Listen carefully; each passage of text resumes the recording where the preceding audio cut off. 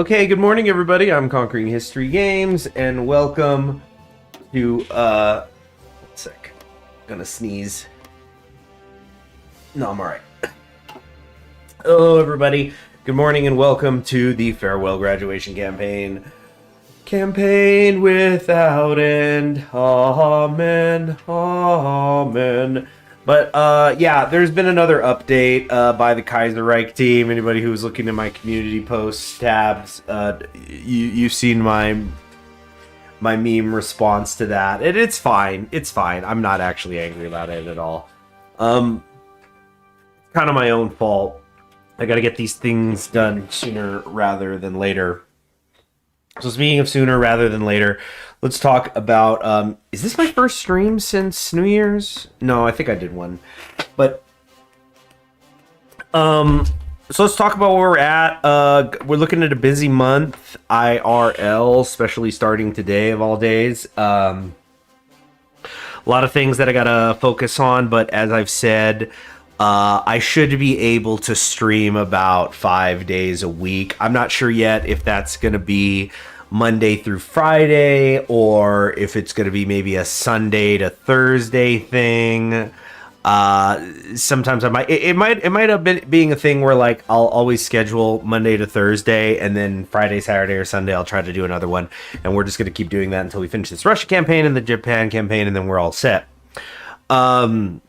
Having said that, I'm going to be shooting for like 90 minutes to 2 hours for each of those streams. I wish I could go longer, because there's definitely a big part of me that wants to just like right now, just say, okay, we're not stopping today's stream until we hit 1939 or something, you know, just to like, let's go. We got to get this happening. Especially because you never know when another save breaking update is around the corner. But there's just too many other things that I'm juggling right now. Speaking of which, I need to, hold on, this is my phone to check an email, but yeah, I'm trying to finish this up. And I mean, it's not like I've heard anybody complain that this is going on too long. I don't think anybody wants me to leave. But I do want to get working on other things, you know, the next plans. I end up just writing, but I need to actually take care of some other stuff. One of the things is, I think I've mentioned this before, I might be moving where I keep my PC, but I definitely don't want to start getting into and like I want to switch, I want to mess around with the hardware a little bit. But I don't want to do all that in the middle of the campaign, because what if I mess something up? And then I'm having trouble streaming or whatever. So I'm trying to avoid that. So that won't be happening until after I'm done with this. So anyway, I'm just jabbering on and on now. I think that we can go ahead and get into things here. So as a reminder, it was voted that we were going to try to get Chernov. The thing is, I'm not sure if he actually can become the leader. I think he's like a character, but he doesn't become the nation leader. But we will attempt. You know, we want Victor in charge. That's what's been decided. I think we're going to just address the army here real quick. Yeah, I want to be paused within the next like 2 minutes here. So I'm just trying to set a lot of this stuff up. That's right, there's all like this new science stuff too, the way that I guess you can get like passive a nuclear research buff if you have certain things researched already, which sounds really interesting. That's a great sounding idea. Because I mean, I think the fact of the matter is that Hearts of Iron 4, the tech trees have simply become too big. And this could be an interesting way to kind of, you know, allow for specialization while not getting grievously behind on certain things. Having said that, we don't give a crap about the Navy. If I gave a crap about the Navy, we'd be Kolchak out here. I think he's gonna like break away or something. So don't even worry your pretty little heads about no stinking. I think we gotta do a tank thing here. Yeah, about any stinking Navy stuff. The Advanced Flaming Werfer. We're gonna maybe go kind of tank heavy again. We didn't really get a chance to see much of it in action. I don't know if we'll do heavy tanks. We might just do the traditional light. Cause yeah, 1940. This is it's so bad how like the ahead of time. Got to be in 1940. Ugh. And the thing is, it's not like when you're America and you enter pre like 1941 or something, and maybe you're not completely squared away when it comes to where you want your technology to be at, but you have the two oceans keeping you kind of safe. I mean, you do have to defend your coast and stuff, but it's not as if you're a priority for the Entente or the Reichspakt or the Third International or anybody that you're at war with. Maybe the Entente, if you haven't dealt with Canada yet, that could be an issue, but it rarely is in my experience. But when you're Russia, you're right there. You're right there. It's just low, flat land between you and Berlin. So you got to get to it right away. So that's why I think the heavy tank is maybe not viable here. Not that I'm saying there's something wrong with the heavy tank. It's just that because the thing with the reason why I've always been a heavy tank believer is I'm the kind of person who's like, oh, heavy tanks, they're expensive. You're not going to have as many divisions as you will medium tanks. But the thing is, once you have any divisions at all, you just win. Because you're punching through everything. You're completely unstoppable. And you're just drawing at that point. So it's like it takes a harder time to get up and running, but you can finish earlier the war as a whole. Whereas mediums, there, it's not the end all be all. I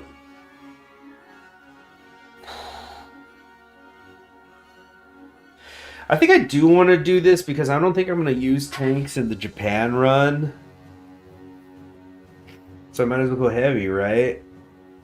Well, in any case, let's do this first. Let's do some basic armor protections.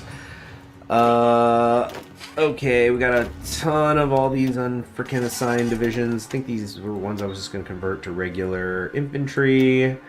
Oops, no, meant to double click. Okay, let's separate. Okay, why is there... What are these high priority ones? Right, these are the ones that actually have support. These ones don't, or they only have some basic artillery.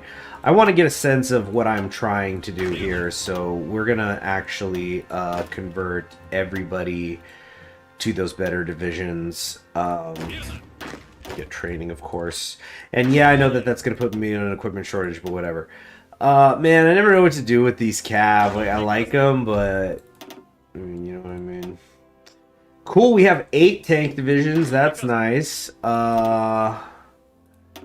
We have some mountaineers. I have the one. I think it's just the one paratrooper, which is interesting.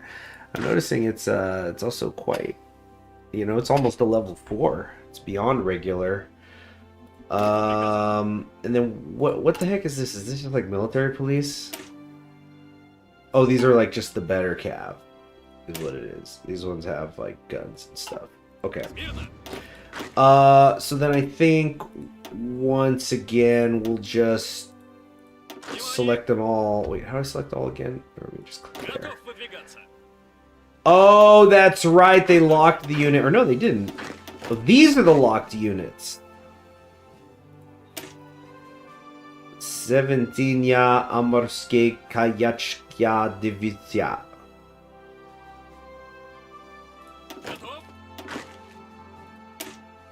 The Kalindina Donska. Ooh, I should name my divisions after people. We gotta get Irina in here and Lev, that's for damn sure. Okay, next up, we want to be setting up some infrastructure.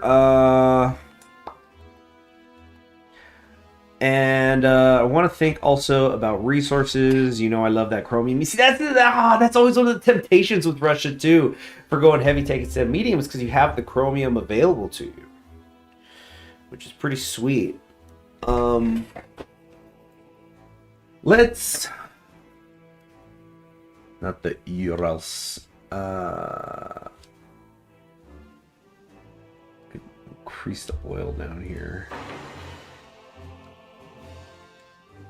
Okay, we'll start with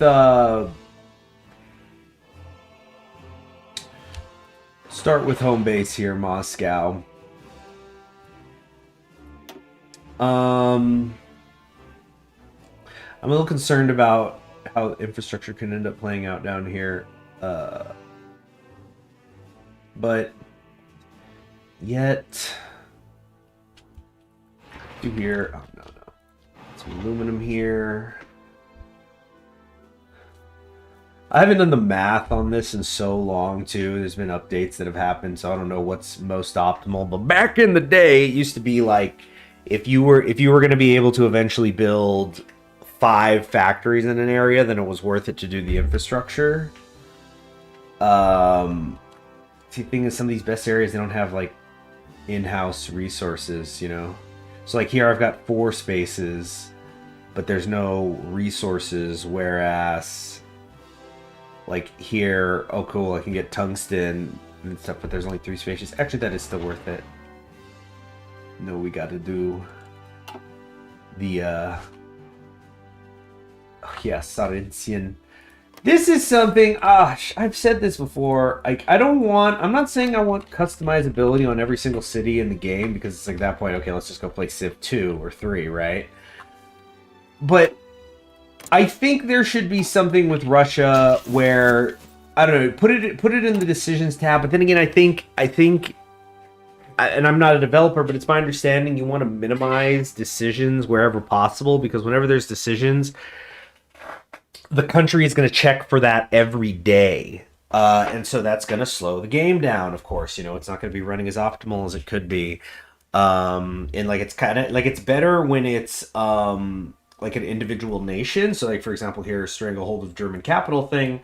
We don't need to worry about, I mean, this is not something that like, you know, Lithuania, the AI is not checking its decisions tab every day to see if this works or not, because this is something that only we have access to. But yeah, if there was maybe something that lets you rename Petrograd and Sarentia depending on like who's in charge, and I think there's some events for that. Like for example, I think Germany can rename them. I think it gets renamed. I mean, I haven't played Germany in a couple of years now, I think, but I think they get like Hindenburg and Ludendorff or something.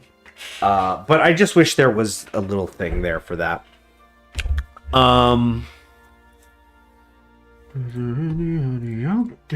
Okay, so we've got a bunch of that military stuff taken care of.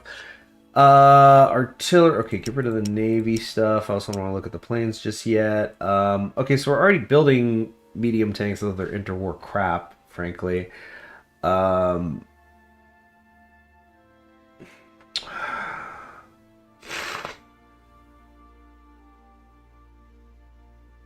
Okay, we have anti-air here, which is good. I always really like anti-air. In fact, I want to soup that up right now while I can.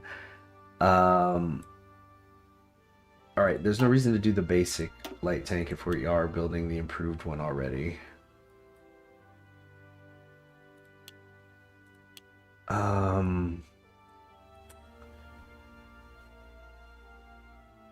Double the artillery. Okay, that's all we could do for now. I kind of am thinking a little more long term here. Not doing good in terms of artillery, because I just changed all those divisions. So according to this, we're building 1.3 a day. It's gonna take us like 2 years to catch up on the artillery, but it's really not going to be that bad. It'll be better, and it's not a big deal because we're not going to be in any serious war for like 3 years. Okay. No divisions are in basic training. I do like to have that actually going. It's kind of a principle. Of course, we just make it a low priority, but that they are in there. Okay. What's outdated? The Revanchism? I'm not sure which that is. Also, I don't think we're going to need the interwar bombers. Can I maybe change this to close air support? Yeah. Change that to close air support. We'll trade for a bit of the rubber. Yeah, just, I mean, you gotta start early if you want to build an air force. I don't want to trade with the Dutch, do I? Let's trade with the Fancy Federation. Yeah. Okay, we don't have any scientists assigned here. I wanted somebody who's getting an XP gain. Yeah, this was the other new thing, too.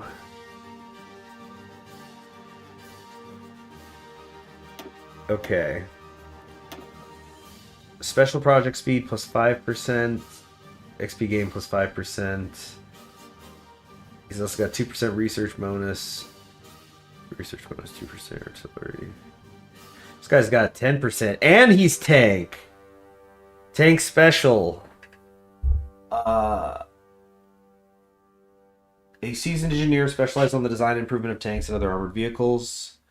Land warfare, he is skilled. Skilled too. Okay, well this seems to be the guy. Yeah, that 10% XP gain, too good. Mikhail Koshkin, head of land warfare facility. So we're gonna start with, let's see, military engineering vehicles, unavailable, requires breakthrough points, which we don't have. Yeah, because we don't have any for any of this one. I'm just trying to think of like what's later. Flamethrower tank, armored vehicle, pretty straightforward. You'll get a discount for design template, and then 250% off. Engineering vehicles, you'll unlock the technologies, armored engineer companies, maintenance companies, signal companies, and motorized military police. I do like the sound of that. The sound of it, but I'm not sure how actually practical it'll be.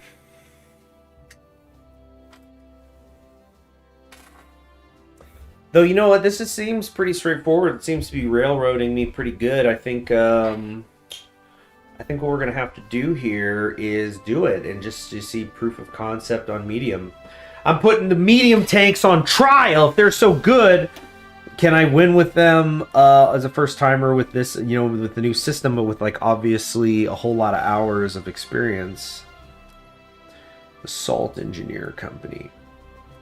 Oh, shoot. Look at all these buffs. Helps with the forests, and it's just going to help us with everything. All that messy stuff we'll have to go through. Got to have our engineers to fight in Russia.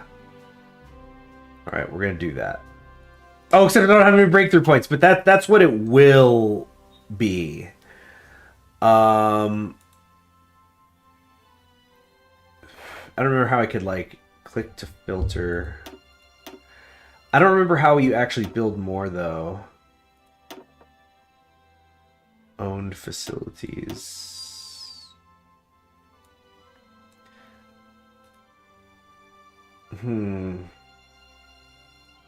I don't remember how you build more, because you eventually want all this. Do not remember. Or one per is gonna say it doesn't give me an exact day for when it'll be ready. Okay, I think we're all right.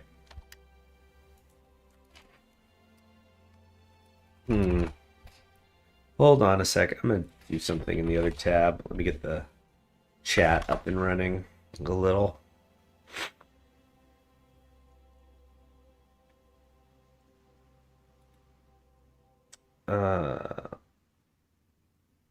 Oh shoot, I want to watch that. Hold on a sec. Oh, and that's gonna be copyright stricken or something. Okay. We're gonna do. I need to view channel. I need to go studio. No, that's copyright music. Gosh, I've been getting so many emails. I'm getting freaking slaughtered on the. What the hell? My thumbnail is off. I mean, it's not off. It's like slanted up, where you can't read the actual important top part. What the hell? Huh.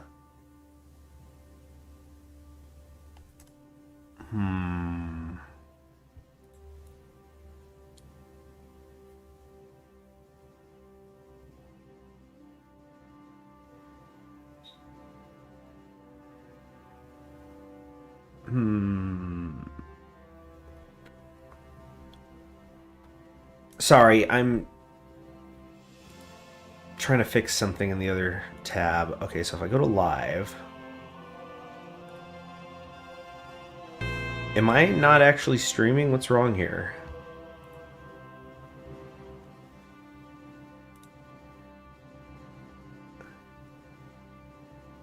Wait. Uh-oh.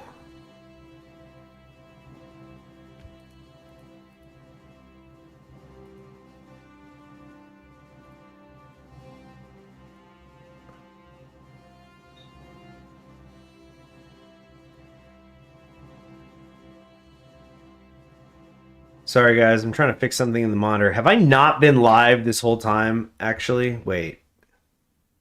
That doesn't make sense. Oh,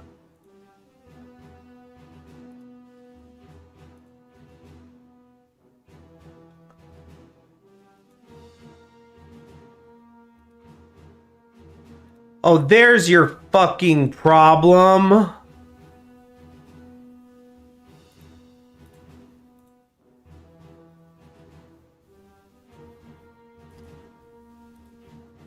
Oh, you've got to be kidding me.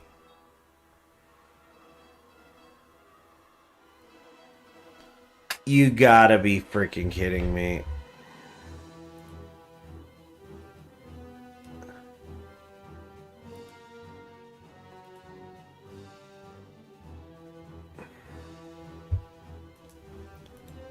Oh, no.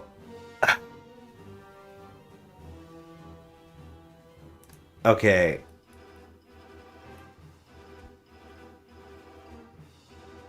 Damn it all.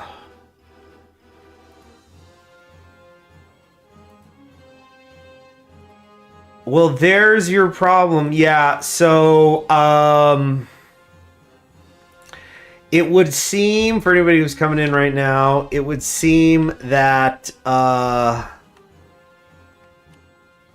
the video was privated. Hello there, Icaric. Okay, I'm glad that this is working. I just need to play with a little fire here.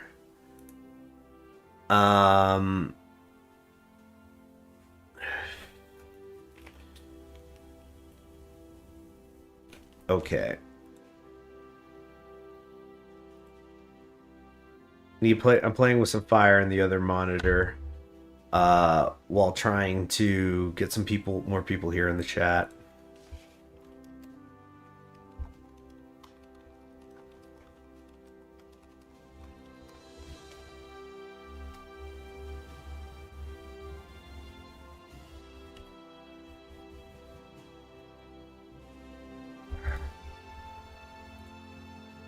Okay. So I think a bunch of people and plus, I guess that's on me because I wasn't looking at the chat because I was trying to focus on getting us into this restart yet again. And then I looked over the chat and went, why isn't anyone in the chat? That's weird. And it turns out the stream was in a private setting, and so nobody could see it even if they wanted to. Unbelievable. I am gonna go get some water, gonna mute myself, but I will be back.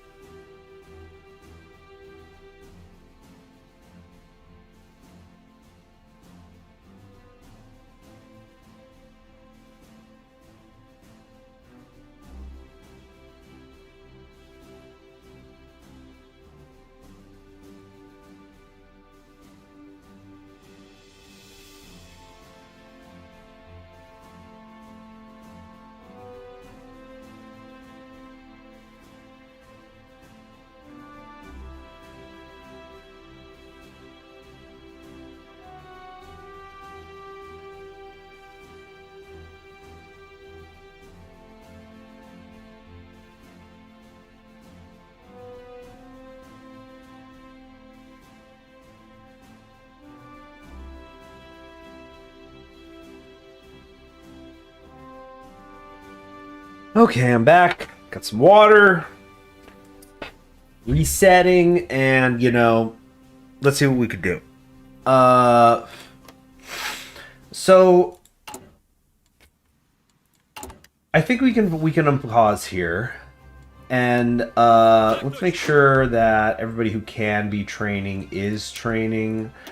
I'm not going to look too closely just yet at who's in charge of my military, because we're going to determine who's running the country, and some people are going to leave. And here we go, January 4th, always a big day, what with Wrestle Kingdom and all that.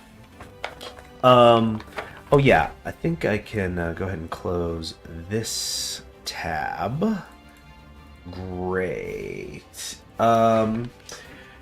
So Boris Viktorovich Savinkov was elected to serve as the 5th president. I mean, we've gone over this before, but basically the SCRS became the undisputed largest party. A month later, the combined votes of the SCRS and SOR brought President Savinkov into office. So this was stuff that we already knew. We'll keep going. Hello there, Gluzman, and like the heartbeat. So yes, it's good to be back. Hope everybody's been having a good 2025 so far. Mine's been good, other than like this cold I've been fighting off. I strained my back as well recently, but even that, it's not so bad. Just like, stretching, getting everything back into position, and actually got a sort of full night's sleep last night. Kind of constantly interrupted full night's sleep, but at least I was always able to get right back to sleep. But it would have been nice to feel it consecutively. So we got the standoff in the state council here. Short winter days ending in Moscow. Crypto communists. Yeah, that's right. Weren't we making jokes about like communist Bitcoin or whatever? Observer rights on the legation council. We deserve a voice in Shanghai. Somebody said for rebelling against you.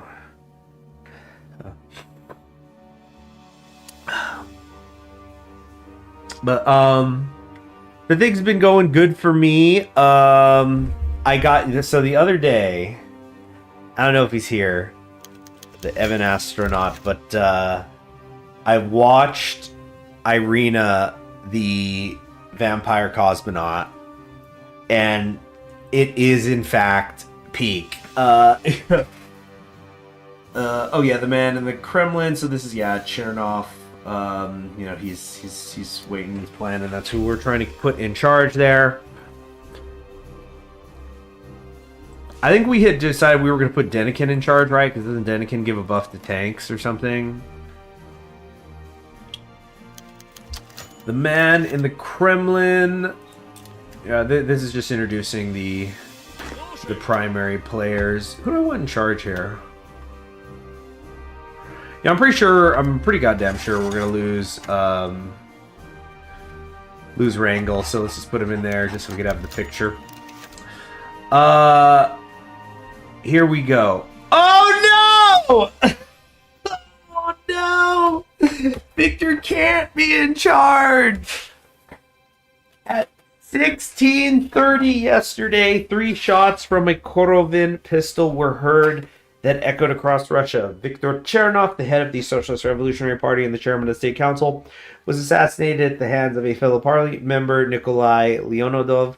A low-ranking SR functionary shot Chernov in the chest 3 times at the stairs of the Grand Kremlin Palace, killing him instantly. The killer was wounded by the police before he could commit suicide and was quickly transported to a hospital under heavy guard.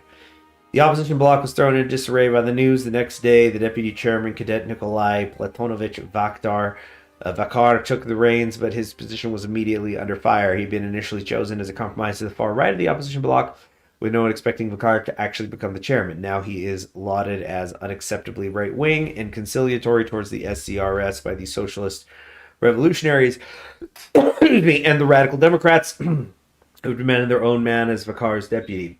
It has become clear that Chernov was the linchpin of the opposition in the state council, and it is his skill that kept the opposition unflinching, though he often faced accusations of being too left for his own good. Chernov was in the bedrock of the socialist revolutionaries, as well as one of the leading architects of the Russian republic that exists today. With Chernov's corpse still not cold, some members of the opposition have already made public statements that indirectly accuse the SCRS, if not necessarily President Savinkov himself, of being behind the killing, or at least allowing it to lack security. Lose 5 base stability. Damn. I was like, dang, we're at 30%. That's gone. But we're gonna get a little more political power gain, political power cause. I mean, that doesn't really matter, I'm sure, because there's gonna be things changing. But wow, Chernov is not an option. Did nobody know that last stream when I kept we didn't we vote for Chernov? We're like, we must have Victor. I only want Victor. I mean, I guess it was the new update. Nobody knew yet, and I'm supposed to be the guide guy, right? Okay. I need to quit doing this. I'm gnawing on a piece of licorice, which I did before watching Irina, but I get the sense I'm going to be doing more now. Okay. Since the humiliating defeat of the Chinese Eastern Railway conflict in 1928, the subsequent chaos of the Bolshevik Putsch in 1929, winds of change blew through the Russian army, previously calcified after the victory of the Whites in the Civil War. Commander-in-Chief Levar Kornilov seized the initiative, launching an ambitious program of professionalization, modernization, and rearmament, influenced by the writings of reformist officers such as Nikolai Golovin and the young Colonel Yevgeny Mesner. Incompetent or politically involved, officers were relieved. New equipment standards and development programs for tanks and aircraft established. A uniform modern tactical doctrine written by General Lieutenant Arseny Zayatstov implemented, and wide overhauls made to military education with an eye towards opening the officer corps to the lower classes as well as former Reds. In 1936, the Russian army stands as a force superior to any borders, and yet that is not enough. Triumph over Germany in the coming war will require far more, and the timetable is short. However, the path forward is contested. On one end, somewhat disfavored by Kornilov, the Nikolai Golovin, a prominent reformist since even before the Great War, and his neo-Suvoryan cliques such as Vasily Pronin and Sergei Nilov, who continue to advocate for ambitious reforms to the Russian command structure, comprehensive military scientific education, and a shift to a German-inspired, mission-based, decentralized command, all with the goal of matching or even beating German tactical performance. On the other end is a new faction of officers colloquially known as the Black Epaulettes, headed by Civil War legends Sergei Markov and the theorists Yakov Shlashkov and Yevgeny Mesner, who argue for a continuation of the bold, shock-based offensive tactics of the Civil War with a new focus on mechanization. I'm probably completely getting that wrong.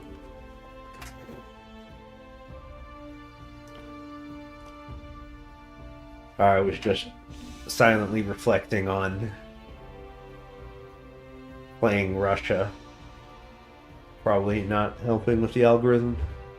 With Chernov's death, the opposition bloc has begun to disintegrate faster than journalists can write about it.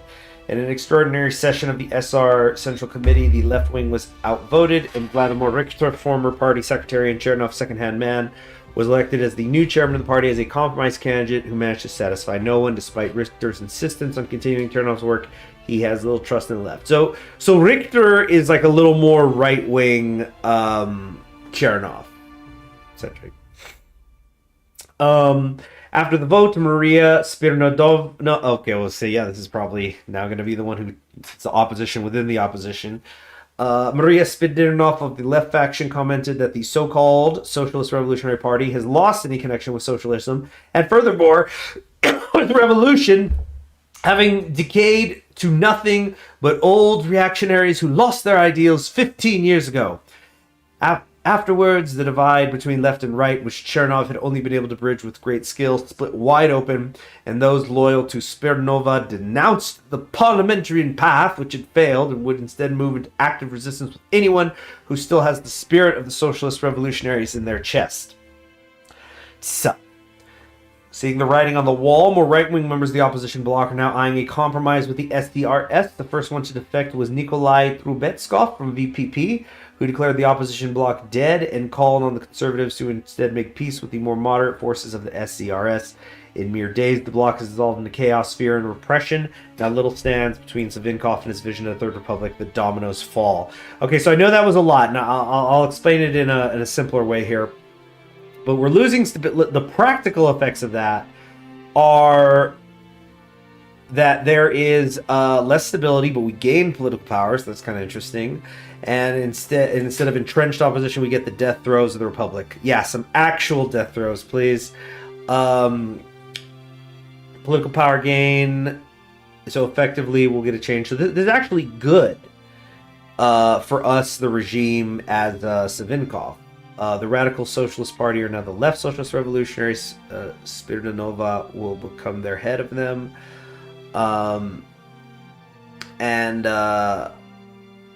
Richter will now lead the Social Liberals. But essentially the what do you call them? Oh yeah, the Social Liberals are here. Yeah, so this is falling apart. In short, what happened is Savinkov was never able to get a majority. Savinkov being the person who we're playing right now, he was never able to get a majority to make things happen, even though he was chancellor, because the parliamentary system meant that even if his party individually got the most votes, they don't have a majority, just a plurality. So the opposition bloc had formed against them to stop them from being able to do anything and keep things at a stalemate, and Chernov was the head of that opposition. So it was Chernov versus Savinkov. But now Chernov has died. Yeah, it's Chernov. I'm blanking out for a second because I keep thinking also Chekhov as well. So anyway, he died, and so this party of kind of like more traditional, like kind of centrist Republicans and the far left has broken, and so they're splitting, and enough people who were in that like kind of centrist run are the centrist mold are preferring to like, okay, we might as well side with the winners and work with the SCRC, because the SCRC, it's a Big Ten party, and there's some people in there we can maybe work with. Excuse me for the language.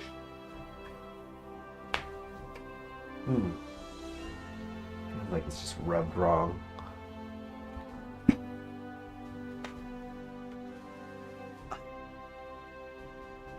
Okay. So that means I think it's going to have to take a military coup, to establish democracy. I thought it was that Savinkov and his allies had the lower house, but Chernov held a majority in the upper house. But maybe I'm misremembering. Oh, I don't know about that. I really don't. Possible. I don't. Is it a bicameral legislation? The Duma? I don't think I knew that. Oh, Edward VIII is here. I'm sure this guy will focus on what's best for his country instead of getting pussy. All right. The Academy of Appalachians mobilized the hosts, improved the Savinkov line. No, we're not retreating anywhere. Done too much of that already. Consolidate security services. I'm just trying to remember. There was a path I wanted to go on here early. Get something that was going to give us a buff. The Duma and the Senate. Huh. I guess I thought that Duma was just the collective word for all of the legislature. Like the Duma is the Russian Senate. That's the word for it. Like how the Reichstag is the, the German equivalent of Congress and whatnot. White son of the desert. Third Europe, make our faction early. American Ice March. So we can send extra troops to America. I like the sound of that. Nice to see you, Lieutenant Leroy, by the way. As Futurama's Nixon. Science of victory, will to victory. Breakthrough, new cav. It's probably going to be this way we go. Guards formation. Oh yeah, aren't these like the women? The guards. Or like I think it's like you get 2 veteran units and then the idea is that you then just convert them. Army of Steel. The Masterful Blitz. Oh, heavy armor technologies.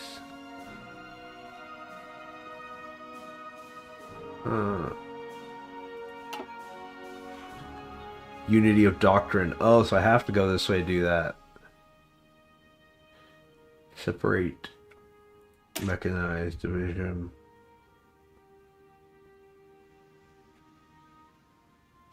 Columns of Steel and Death. Number of 18 with guard armor divisions will be deployed based on your armor technology. Having the following focuses completed will increase the number deployed by 1 per focus. Direct support armor. War of Motors. Academy of Black Apple. So that's here. Here. Where's direct support armor? Roads of Courage. Here. Create a heavy tank variant based on the T-35 chassis. Okay, now we're starting to cook with gas here. Hold on, let's double check which is the T-35. That would be research, right? What am I doing? Oh, and they changed the research button. Which is the T-35 though? Because there's the 34. Oh god, is it a typo? That's kind of an important thing to need to know to understand.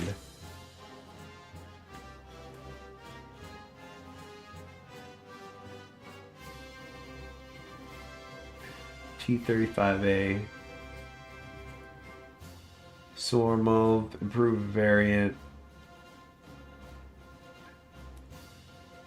Better tank stuff. Applied instantly. Okay.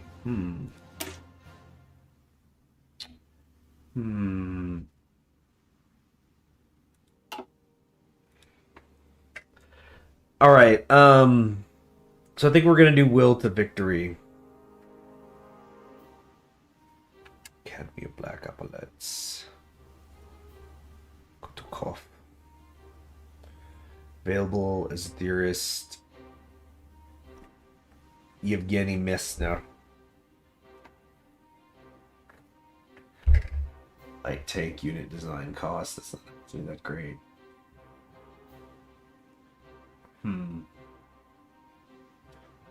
War of the Motors gives me decisions. Infantry design company.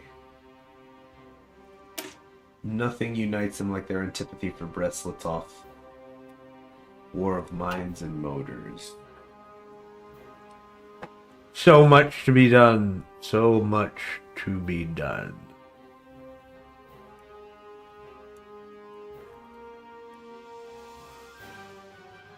And this is already open too. We really don't need American Ice March until the war starts, you know.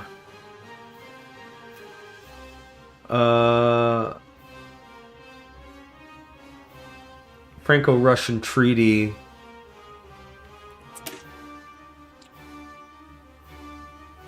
Okay. Kind of the earlier I do this, the better for the research speed. Okay, we're going to do Third Europe in a Franco-Russian treaty, and then we're going to start... I mean, we're going to have Black Monday and stuff here soon, too, is the thing, but... We're going to really spend a lot of time down here, I think. Alright, the Third Europe. In the post-Great War world, 2 political blocs have emerged. The first directed from Berlin, subjugating much of Central and Eastern Europe. The second directed from Paris, calling for socialist revolution all across the world. Moscow has never been part of either. And as we reaffirm our ambitions, this third bloc shall become a reality, liberating Europe from the Kaiser's slave armies and Bolshevism.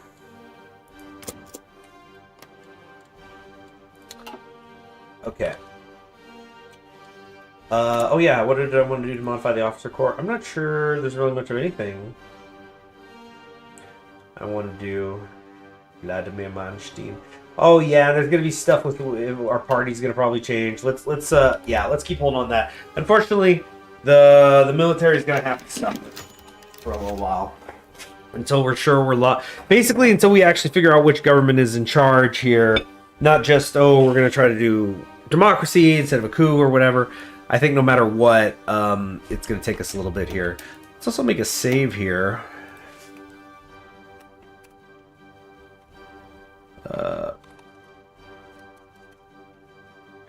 Okay, yeah, Russia set. Excuse me. You guys can still hear those sniffles. Here, read this on your own while I mute for a second. I can blow my nose.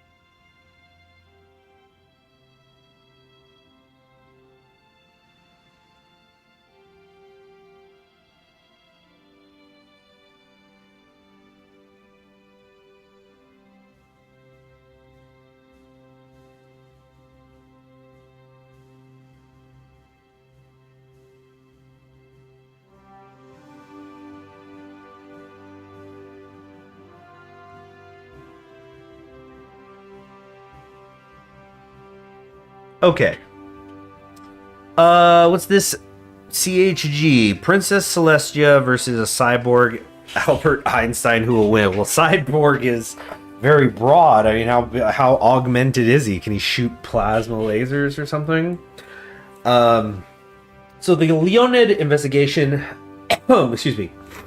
Despite the doctor's best attempts at the Kremlin hospital, Chernov's assailant died of catastrophic internal bleeding before he could be interrogated. Surprisingly, the investigation was quickly taken over by the 5th Department of the General Chief of Staff of the War Ministry, that is, the military intelligence under General Field Marshal Lever Kornilov's command, citing the matter as one of national security. Unfortunately, the department's investigation thus far has uncovered little hard evidence. A Petrograd native, the 34-year-old Leonid, joined the SRs in the early 1920s, but has otherwise struggled to hold down a job and lives estranged from his wife. More ominously, investigators have uncovered that Leonid met with a German consul only a few days prior to killing Chernov. Attempts to meet with this consul proved fruitless, as he evidently left on an unannounced visit to Riga the day after the chairman's assassination. Though possibly giving credence to the idea of a foreign conspiracy, the investigation lacks any proof connecting Leonid to Germany or any possible motive for why Germany would want Chernov dead. Right, Guzman, we're going to try to go democracy. In any case, the opposition is becoming increasingly vocal and demanding progress for the investigation, while the general public is growing more convinced the government had something to do with Chernov's murder. What is Kornilov meddling in? So I think the idea is supposed to be, because remember there's that meter, like there's popular anger and military anger. I think the idea is that in a technical way, this is a moment of triumph for Savinkov and his people, because now the opposition bloc is breaking and he is going to be able to have majority control. However, it is also proving to be like this social shatter point, where both the military and the people at large who have reasons to be upset with the regime are now going to start becoming more upset. And so, even though Savinkov is about to secure everything that he could want, this is the most treacherous moment, where things could still turn on a dime. This is the weeks when decades happen is happening right here, because people say there's weeks when decades happen. They sometimes mean that in the sense of like a lot of historical events happening in a matter of weeks. But I think that the meaning in that phrase is also that these are the weeks that are establishing the decades to come.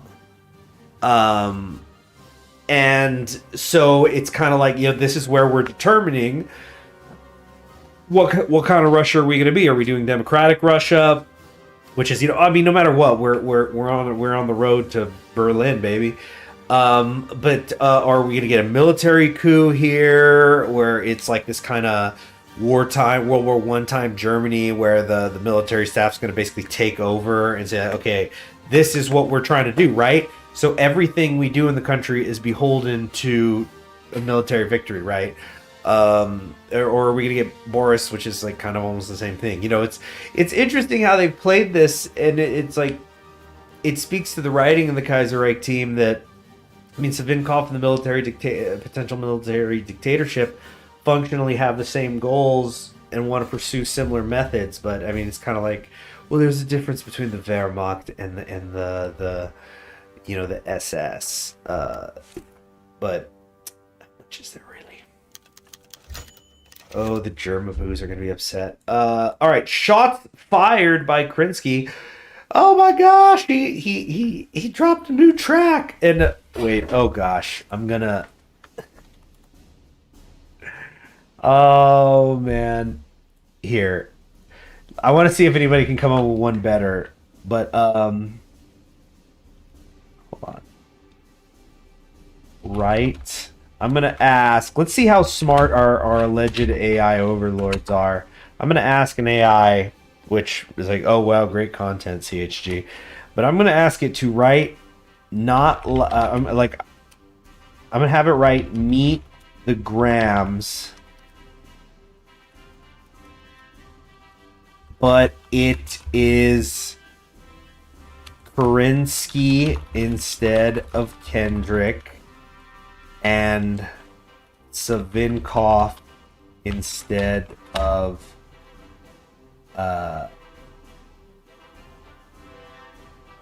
Drake.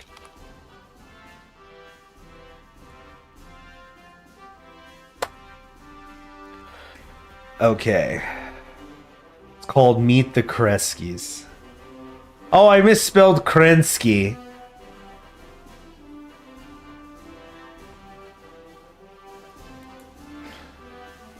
From the pages of fate, history's tools, legacy in motion, unbreakable streams, vision so sharp it cuts through dreams. Hesitation, every word's a decree, a legacy force for eternity. This stinks. This is what happens every friggin' time I ask the people. Yeah, it's anti-creative. Or you know what? It's like, the thing is, whenever you ask ChatGPT something I kind of like get curious about an idea, and I was like, how would you do this? And they'll tell me, and I'm like, that's fucking stupid. That's shitty. You don't know what the hell you're talking about. Let's see here.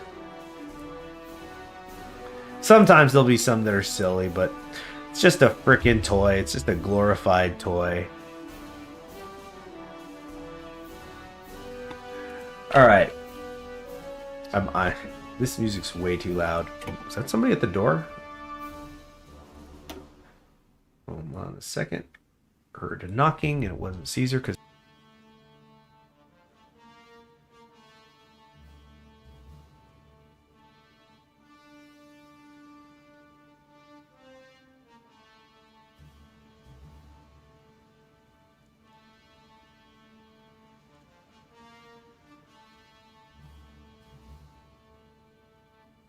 Okay, sorry, I'm back.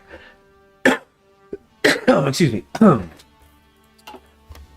All right, yeah. So sorry, we're not getting any Kendrick diss traps, but it's Kerensky.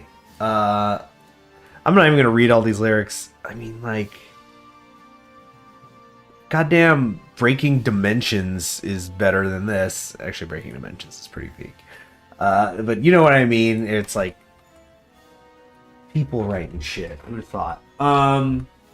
So Kerensky was the former leader, held responsible, has levied charges against the Savinkov government that it is dragging Russia on the road back to tyranny, destroying all the progress Russia has made since its victory over the Bolsheviks. The former president has leveled particular criticism on the government's decision to hand the investigation of Chernov's killing to General Kornilov, a move that Kerensky has caustically described as, quote, like putting a fox in charge of the hen coop. End quote. As for Savinkov himself, Kerensky did not spare his former Minister of War either, stating that this serpent Savinkov will strangle Russia's freedom today in a manner he failed to do with Kornilov 20 years ago. This isn't the first time that Kerensky has commented on Russian affairs, but as the years have passed, so has the shock value of his pronouncements. Having alienated even his most fervent supporters in Russia during his brief stint at the country's helm, many in Kerensky's motherland simply see him as a washed-out relic, banking off his past achievements to earn speaking tours off credulous Westerners. Kerensky is currently living in exile in New York City, and while his most recent batch of inflammatory statements have made the rounds in American and European newspapers, they have been all but completely ignored within Russia itself. Nice try, old man.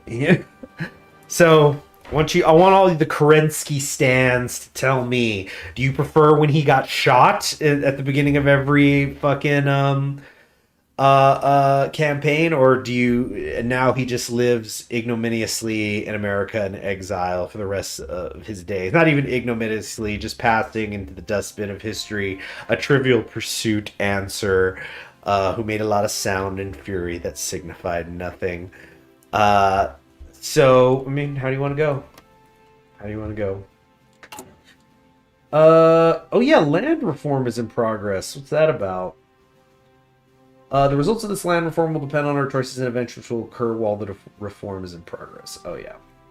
Yeah, there's so much to hear. I've heard Russia has definitely become like Germany, which it's not a complaint, but it's just, it really is, you are juggling 1,000 things at once. You know, I mean, and I'm saying this as somebody who plays minor nations a lot of the time, most of the time, but like when you're Russia, when you're Germany, when you're France, when you're the heads of these, alliances, there's a lot to do. It wasn't tomorrow the stream. No, it's today. Did I put it wrong in the community tab? Good to see you, Micha, by the way. What did I put in the community post? Let me see.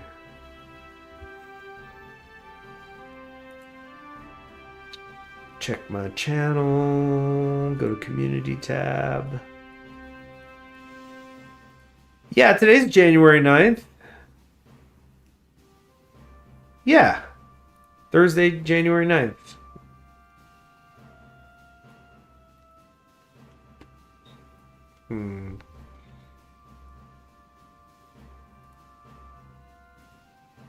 All right.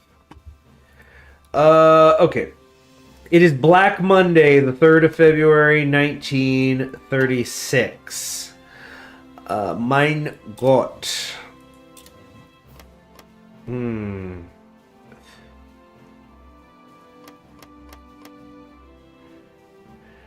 Do I plan on seeing Sonic 3? Yes. Actually, okay, so the two kind of cartoony things I wanna get watched, but I probably won't do it until February, is I want to check out the Sonics, Sonic, because wait, wasn't there like a spin-off? I think I heard that there was a spin-off between 2 and 3 and I didn't know. But I also want to finally watch How to Tame Your Dragon, that trilogy, which I've never heard anything bad about it. I've always heard it's good. I just never have taken the time. Like, I'm going to maybe do in February, get a month trial on Hulu or something and check those out. It was a series? Wow. Now, I have been slightly spoiled on something that happened in Sonic 3, but it was like, damn. Essentially, what I've heard about Sonic 3 is a lot of people were going, no, they shouldn't do a third. Don't run this into the ground. It's going to not work. They can't keep... And then it's like, oh, actually, this is the best one. All right. But then again, how much of that is like a self-selecting group? I mean, if you're somebody who didn't like the first two Sonics, why would you watch the third? So, and that's one of the many reasons why stuff like IMDb ain't no good. Yeah, good. Well-groomed.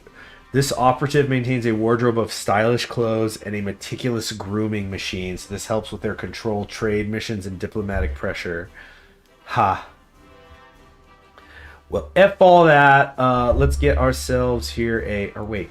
Oops. Oh, shoot. I didn't mean to click him. I genuinely didn't mean to click him. Who did I get? What is this thing? Fuck. What a pain in the ass. I probably should start doing some of these. Yeah, let's... We're gonna need to get some stuff happening here. Build some intel in Germany, of course. I also want to kind of think about what do I want to do with my first political power. Land doctrine breakthrough cross. No, I need somebody for a steady. I need somebody for my daily army experience.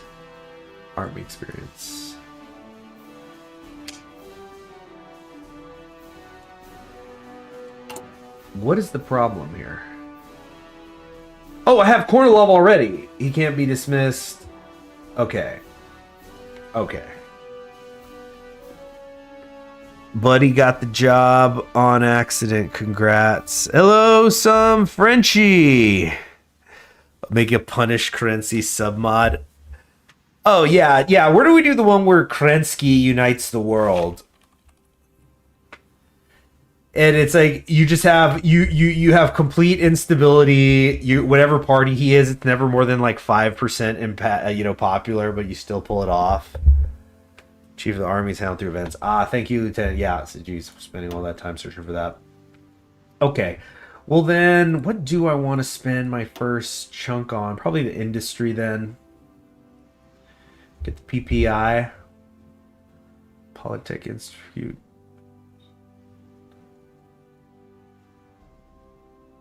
Wait, industry, research, construction speed, factory, dockyard. Actually, might be the OPZ, but yeah, I think we'll do an industry thing early, and get one of these tank manufacturers when we get the chance. Probably the MMZ. Yeah, MMZ's too good, man. What's my history with Sonic? Well, I was never a huge Sonic head. I was a Mario guy. But the what is your what an interesting. I feel like that's a question that usually only gets asked when there's a scandal. It's like, can you tell us about your history with Sonic? That's like people only want to know the history once the scandal hits, right? The anarchists have been elected in France. Wow. Have not seen that in a very long time. Got 51%. Inspired by Ukrainian revolutionary Nestor Machal. Very, very interesting. We'll see how that goes. I played some Sonic games, but they honestly weren't the mainstream ones. Like I played Sonic Heroes, because it was the cheap one that was on sale, right? That's Sonic Heroes. But I'm a little bit of the opinion, I lean into the theory that, and this is not true anymore, but for a very long time there were no good Sonic games, but like Sonic's concepts and character designs were just so strong that they were able to work. Like people would become Sonic fans even though the game itself was pretty janky and shit a lot of the time. Yeah. Less messy than the real life French government right now. What's happening out there? French news. If in terms of international news, it's been Canada that's eaten up American time. Sarkozy, he's in the news still. He's standing trial. The French manager is going to step down after 2026. Jean-Marie Le Pen died. Wow, 96. Devil of the Republic. Wow.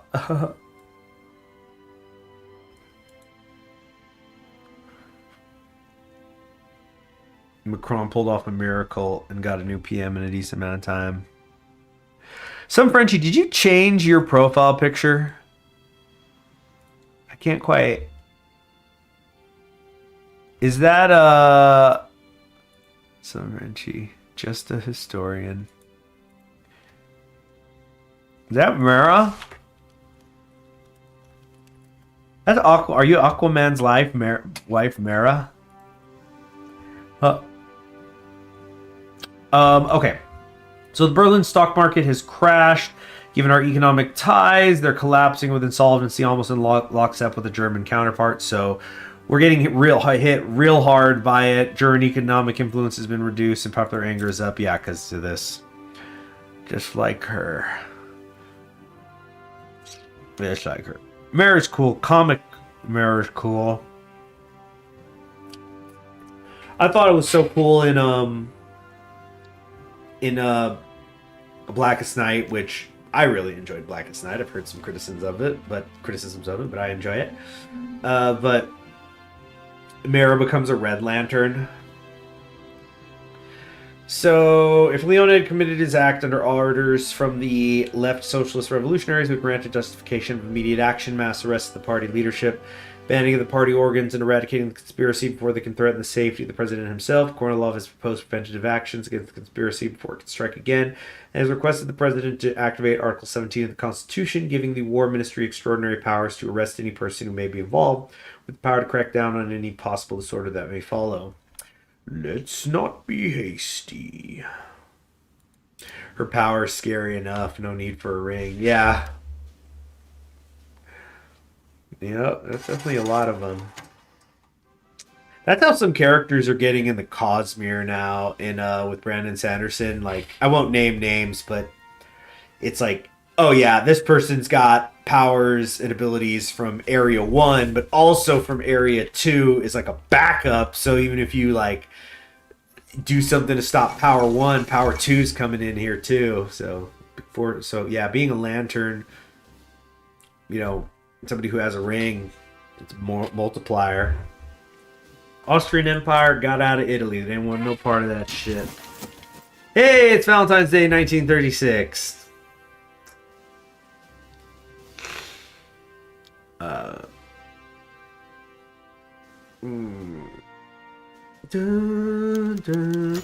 Or a military conspiracy. Well, Kornilov's theory of a socialist conspiracy does fit the typical Svobodnik narrative and would give the government another reason to crack down on their leftist opponents. The Okhrana director, Flignot Klepivkov, has urged caution to the president. The Department of State Security Protection has been conducting their own shadow investigation and are increasingly suspicious of Kornilov's intentions.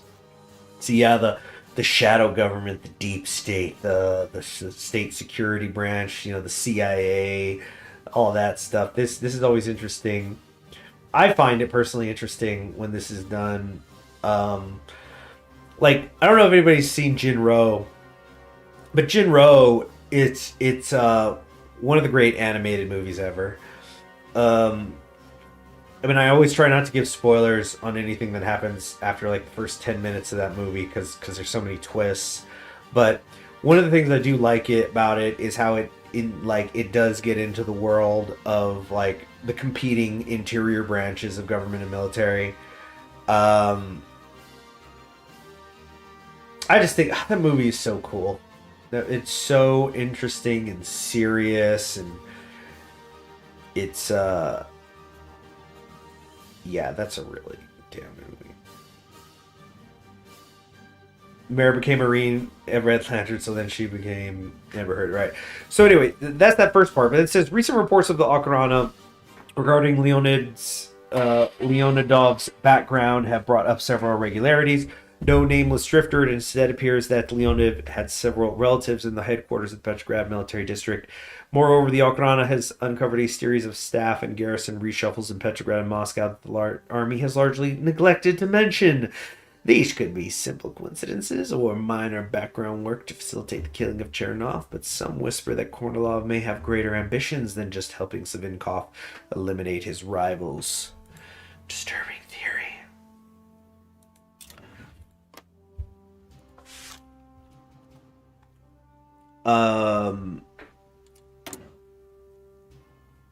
I could do a Spirit of the Academy. I don't think I want to, though.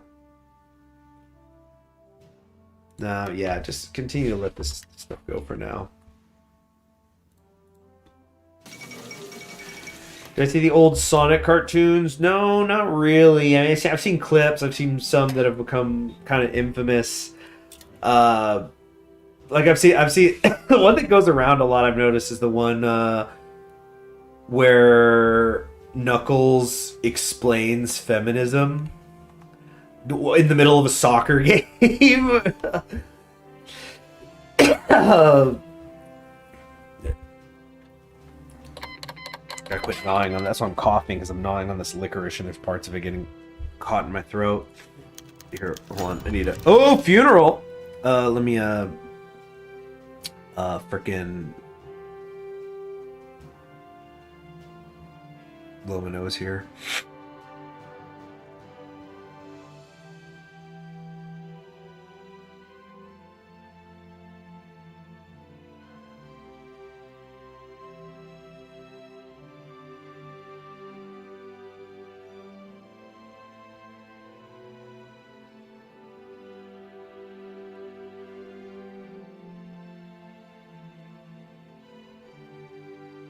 Okay, Chernov's funeral. As chairman of the state council, Viktor Chernov is entitled to a funeral with state honors. Though the idea is, of course, not particularly liked by many of the SCRS. What was intended to be a rather quick and small state funeral is quickly threatening to become a great mass event as more and more people wish to pay their respects to the fallen legend. Victor's a legend! There is a distinct lack of government representation at the funeral. The only ministers present are Ivan Maysky and Ivan Ilyin, who proceeded to pay Chernov lukewarm respects for his long career as a statesman. But from the opposition, there are hundreds, some having come all the way from Petrograd or Samara just to pay their respects.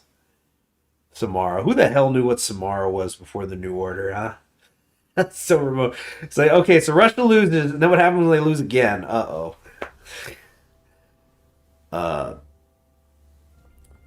As the coffin was being carried, someone started to sing the first notes of Radin's Comrades, Let's Bravely March. I actually don't know that one. Sorry, guys. So I don't know the melody here. But the crowd continued, Comrades, let's bravely march. Our resolve gets stronger in the struggle. We will fight our way towards liberty. I don't know. No, I have no clue, sorry. After the funeral, the crowd of thousands gathered in the summer garden in the front of the Petrograd court chambers.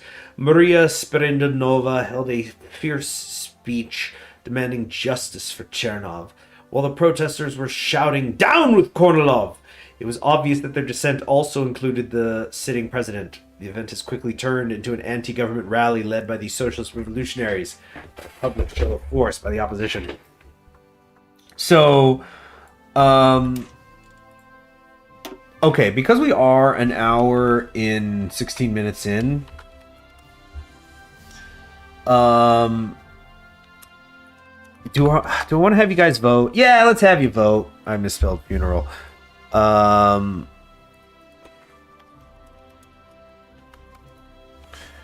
Oops. Wait. Okay. Start a poll. Response to funeral. Break it up. Let them talk. So while that's going on, I'll give you guys a couple of minutes to work on that. Well, and I'm going to talk about this show I watched. So Irina, so good, and it's going to be something. Let me put it this way: keep an eye out for Irina. It's so the premise is. It's just a 12. Okay, so it was a TV show. It was a 12 episode series, so nothing too long. Basically an opera. I mean, what, like, it was, it was 20 minutes and change. It was like a little around 4.5 hours. Like, there's movies that are longer than that. Watch the Pulley, the 5-hour version. Anyway, the one was made like almost 100 years ago. So the premise of the show is that it is set in post-war. It's the Cold War, post-World War II space race. And the initial point of departure that you think is, because it's an alternate history, of course, is the initial point of departure is that the Soviets sent a dog into space, but it lived. So we didn't have the Laika where she dies up there, right? So, but then what happens is you have a cosmonaut candidate who strikes a superior officer, and for that they're like, "You're out, kid. You're not going to be it, but you're a trained cosmonaut, so we're gonna give you a special assignment because you're specially qualified for it. You are going to work with Project Nosferatu." Which is, as it turns out, a project where they're going to test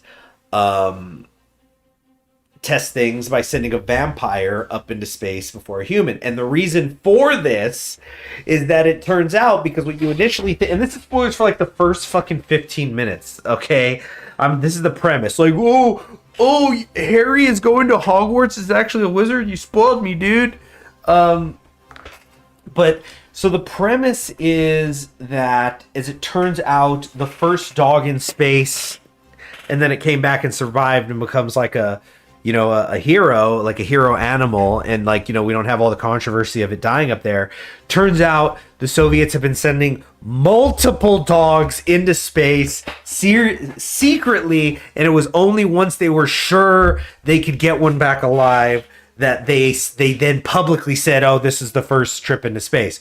So it's an animal rights show, but it's like it gets into animal rights in like a mature way. It's like, which strange example to make, but it's a lot more like how Captain Planet was about environmentalism. So so the vampires is in this world.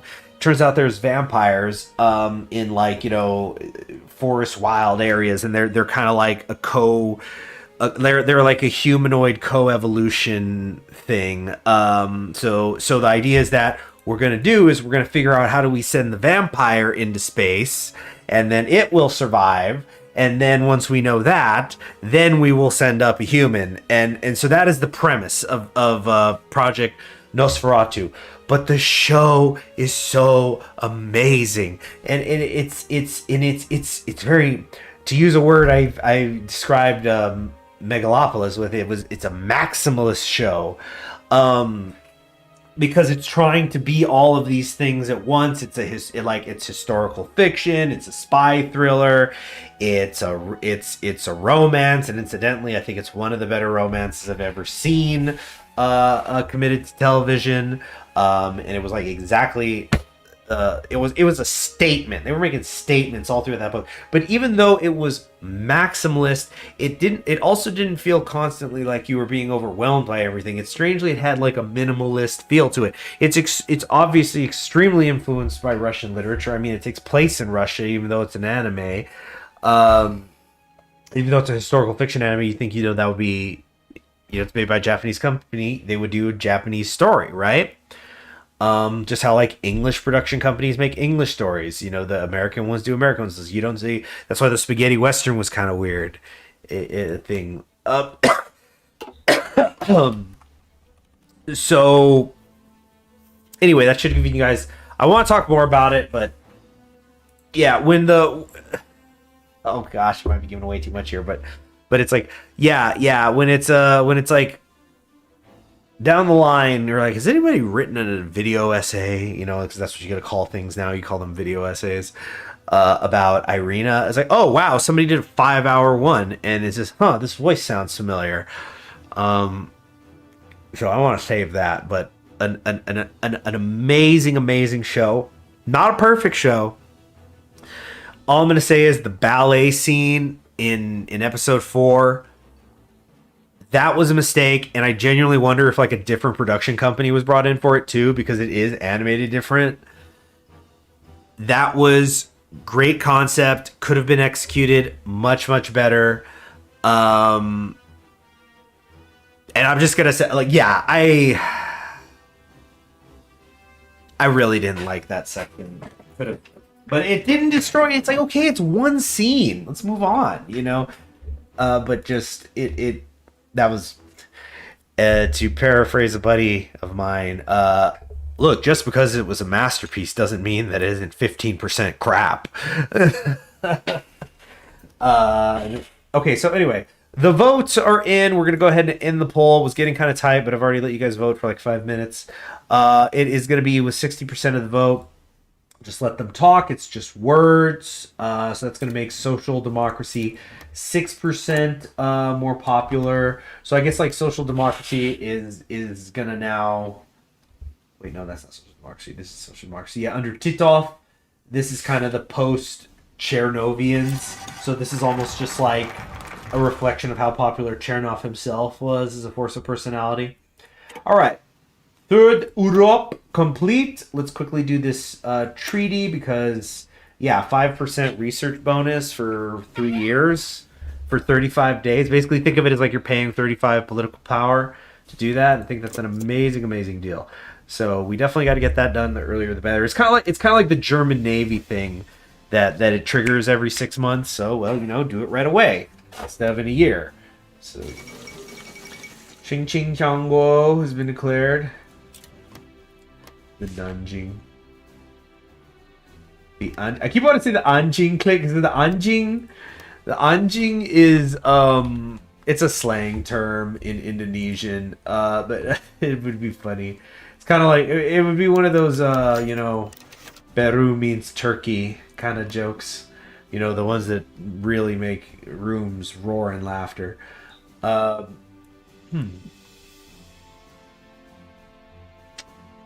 Let's see here. Stooping. Brothers to the sun, to freedom. Damn, my hamstrings are hurting. It's like, body's been hurting. It's been my like trapezius been hurting. Need to find out what Ibushi and the wrestler does. This guy has like traps like crazy. Okay. So we have riots in southern Russia. Chernov's assassination has whipped Moscow and Petrograd into a frenzy, but they are hardly the only cities in Russia facing unrest in the wake of the chairman's untimely end. Rumors have spread like a firestorm across southern Russia, whispering that Chernov's death is only the first step in his Subotnik coup d'etat. What began as factory strikes in cities like Rostov-on-Don, Yekaterinodar, and Stavropol, among others, have escalated dramatically in the past few days. Started ostensibly as protests against the SCRS, the strikes have quickly drawn in other elements of the region's non-Cossack population, referring to as Inogorodnyan, or outsiders. The non-Cossack Slavs now form upwards of half the population of the territories of the Don, Kuban, Terek, and Astrakhan Cossack hosts. Despite this, Inogorodnyan are largely excluded from politics and owning land. They instead work in roles considered beneath the Cossacks' dignity as a military estate, such as factory workers, farmhands, or urban bourgeoisie. This discrimination has been justified on grounds that the Cossacks, like many mountaineer people, are legally considered an indigenous in the region, and their autonomy has been guaranteed under the federal constitution. Nevertheless, this state of affairs had led to profound resentment amongst the Ingorodnyan, which rapidly led to the recent strikes evolving into bloody riots. The Cossack response has seen crowds harshly dispersed with cavalry charges and swinging whips.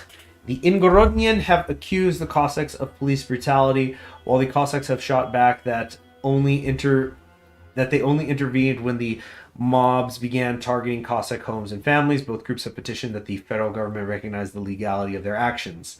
So we'll let this one go to a vote again. So let me set up a poll.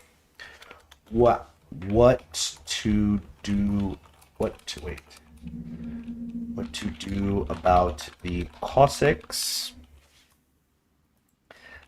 Let them loose or restrain them?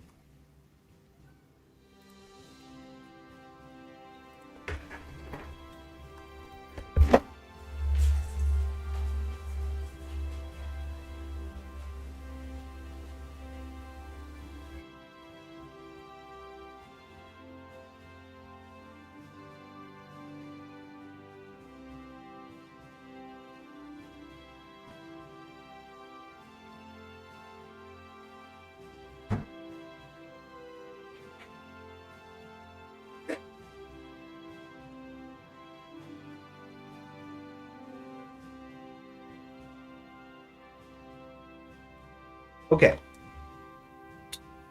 All right. So yeah, let them keep going. Oh yeah. Allegedly here, I probably should see if there's stuff. So popular anger is going to increase if you let them just keep putting these strikes down and whatnot. But if they're ordered to stop, the military will get mad. So you see what I'm saying here? I think this is done very well. How it's showing there's these opposition forces, but there's also a lot of overlap, and it can't just be. It's not bilateral. It's there's a lot of forces at play here. So even though the people and the military both want to get Savinkov out of here, they're also fighting each other. Hey, Evan Stronot, am I late? You're late to me just talking about Irina. But you know what? We can talk about it a little more. So, because it was great. In short, I was just saying how it's super peak. It's so good. I loved how, the broad range of it. What are some of the things that I hadn't talked about? The characters, you can always go back and check out the VOD. But, I thought both characters were really good. I've actually have been struggling to determine if I have ever seen a show that does the co-protagonist thing so perfectly equally. And let me actually be a little more detailed on what I mean there, because I've seen shows where there is a dual protagonist. Sometimes I guess I should come up with an anime example, like SSSS Dynazion, the second of the SSSS anthology thing that Studio Trigger's been doing. I for a lot of that show, and I didn't have a problem with it, but I was watching that show for a while. I was like, the girl is the main character, which is something I don't really have a lot of experience seeing that often in mecha animes. But what I mean is, in the sense that it felt like she was the one who was primarily driving the show, and the guy was the one who we initially got as the point of view character. But it really felt like she's the one who is the emotional part of the show, the one that's like actually driving I mean, she's not driving the narrative, things are happening to them against their will, but the one who it's like, this is the character whose arc we're following. Then, of course, they were just slow playing the pilot, which was fine. I mean, it was a great show. I love Studio Trigger. I think Death Note, it definitely was that you're following Light. He's the antagonist protagonist, or the villain protagonist, right? Because he's the bad guy. You don't really see inside of L's mind nearly to the extent that you do of Light's, which was the whole point. Because you're on the one hand, that's one of the things with Death Note is you want Light to get caught because he's the serial killer, but you're in his brain, and it's very Richard III. Like, you'll have people who he's the bad guy, but you also want to see him accomplish things. Because he has energy, drive, ambition, so it's something that we admire in the character. Even if it's for evil ends, right? Yeah, I've seen you'll see in fiction or even historical fiction or whatever, where you maybe will have a double protagonist thing where it's kind of the first half is one protagonist and then you pivot to the other one, where like one fades away, or maybe they're even killed off in like the first half of something, and then it pivots to the other. But with, I'm like gonna have to write something up on this. But with Irina, her and Lev, I are constantly the co-protagonists. And eventually it hits this point where you're watching the movie you're watching the show with two pairs of eyes at all time, because especially whenever they're talking to each other, you're seeing it through the eyes of one character and simultaneously the other. They're just both really fully realized. Yeah, it's extremely Russian literature. The heightened significance of small things, and even it's just, I would call it, like, if I had to describe Irina, and then I'll end the poll here because it's really cool, guys. I need somebody to break the poll. It's 50-50. So I'm gonna end the poll as soon as the next vote comes in. So somebody do that, please. Until then, I'm gonna just keep ranting about this show. The light novels switch between each character's perspective. There's a header at the beginning of the chapter that says Indigo Eyes or Scarlet Eyes. Nice. And I'm going to get the novels. I'm going to freaking do it. Because I looked them up and I was able to find some cheap ones. So like, I'm definitely picking them up. At least the first two. And we'll see how it goes from there. But I'm just going to pick the first two just based off of and I don't even, it's my understanding that the novels have gone past the show. And here's another thing I love about Irina is it closes very well. It has a definitive stopping point with room to grow. I'm going to be really surprised if there's ever a second season. Then again, you never know with gaps like ReZero. It's like 3 years between each season, and that's like a super popular and critically acclaimed show. The show's only the first novel. There's like 9. You see, that's great. And so that's great that I'm definitely going to read those. So it's only the first novel. Yeah, I'm going to definitely pick up the first two then, for sure. But I'm going to... Somebody vote! We're tied! We're literally at 50-50. But I got to check it out. But I love that the anime... There's 7. Well, anyway, that's still a lot. That's a lot. That's like you just told me there's 6 more seasons. Sort of, but like just in screenplay form. But I hope we get a second season. But even if we don't, the second one is so nicely contained that it could just work. Oh my gosh, I haven't even talked about the music yet. The music was definitely huge factor in how much I enjoyed it. Like, the writing was good, that's why I want to read the novel. But in terms of, like, I think animation style and music becomes so incredibly important when, I mean, it's always important, but like, especially when you're doing an adaptation, because a lot of times it just feels like something was like, how do I say it?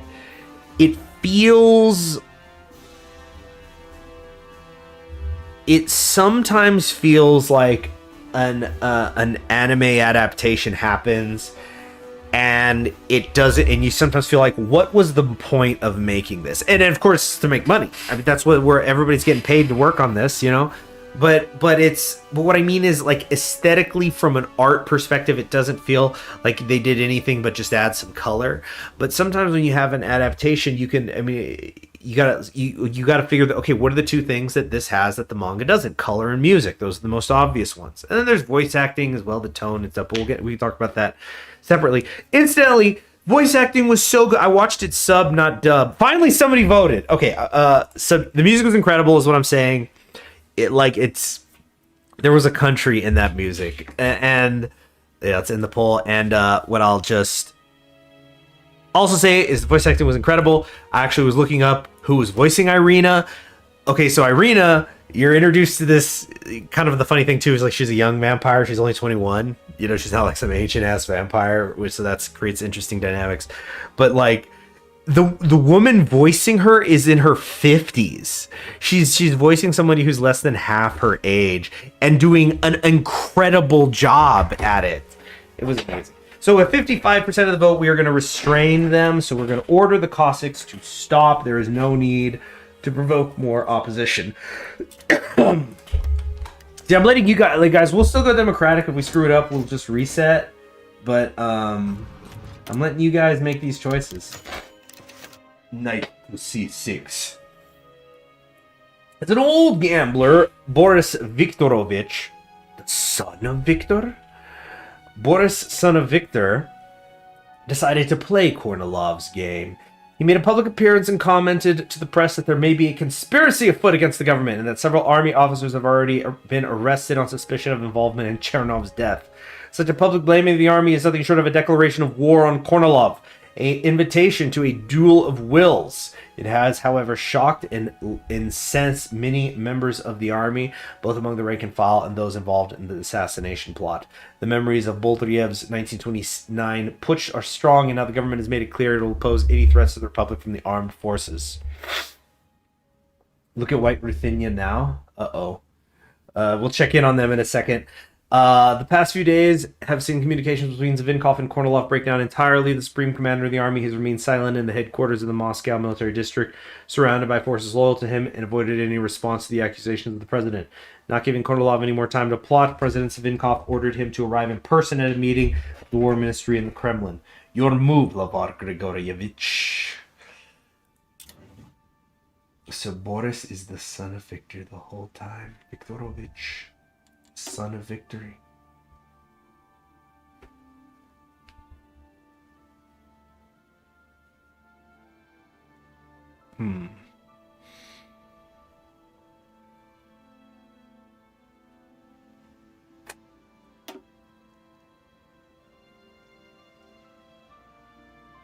Well, I need to write something down. Something extremely important.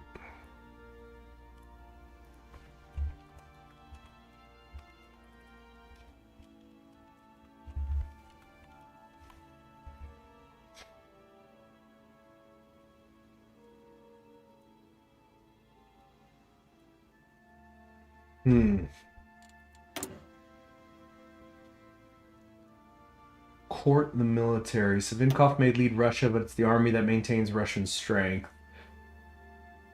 If the military hangar is higher than 2, it'll go down by 1.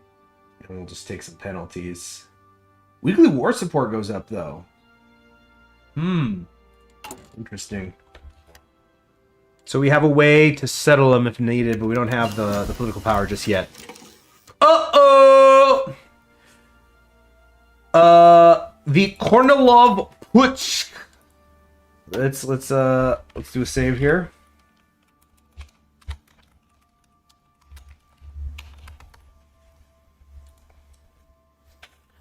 Okay, cornered, the dog was forced to act. To much surprise, Kornilov agreed to come to the Kremlin personally. After leaving the headquarters of the military district, Kornilov slipped past his intended government escort and instead headed directly to the Kremlin. He was accompanied by a company of Junker candidates from the Alexiev and Dukhonin military academies as an obviously pre-planned move. Upon arriving, he ordered the Special Purpose Battalion tasked with guarding the Kremlin to secure the Senate Palace and ensure the safety of the president with the support of the cadets. However, Kornilov's hubris proved to be his downfall as much as it was Boldyev's before him. When only a portion of the security battalion agreed to follow his orders, fierce fighting soon broke out within the Kremlin as Kornilov's forces tried to arrest the soldiers who refused to obey orders, claiming that they were loyal only to Savinkov. Much of the Kremlin complex fell rapidly. Smashing through the gates of the Spasskaya Tower, Kornilov's troops reached the Senate Palace, where they were finally stopped by dogged loyalist resistance by the MVD troops long enough for reinforcements to arrive from the capital's garrison. It was said that Savinkov followed the fighting within the Kremlin with glee on his face, but it is more plausible that he had already left the complex by this point. Kornilov himself was wounded by a grenade and taken prisoner in the Senate Palace, while the rest of the mutineers were shot on the spot. Simultaneously, the Okran moved to arrest the traitors within the military district headquarters. Now the uncrowned military dictator of Russia is rotting in the Butrysskaya prison, and no official statement of the events of the night has been given. What will fall on him? Okay. So, Kornilov's punishment. Oh, whoops. I didn't click start poll. Kornilov's punishment.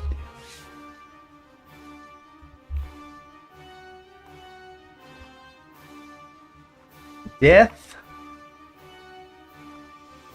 Trial.